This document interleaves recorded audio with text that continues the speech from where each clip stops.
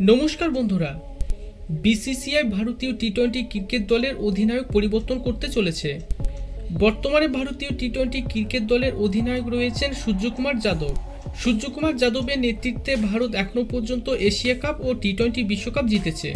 ক্যাপ্টেন্সির দিক থেকে তিনি যথেষ্ট সফল। তা সত্ত্বেও বিসিসিআই তাকে অধিনায়ক থেকে সরাচ্ছেন।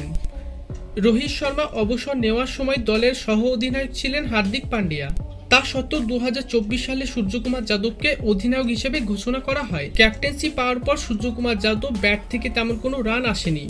ভক্তরা যেমন আশা করেছিল সূর্যকুমারের ব্যাট থেকে রান আসবে, সেরকম কোনো রান আসেনি।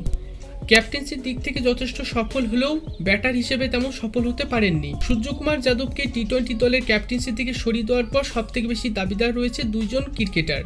প্রথমজন হলেন শ্রেয়াস আয়ার এবং দ্বিতীয়জন হলেন সঞ্জু স্যামসন। শ্রেয়াস আয়ার ক্যাপ্টেন্সি হিসেবে যথেষ্ট ভালো।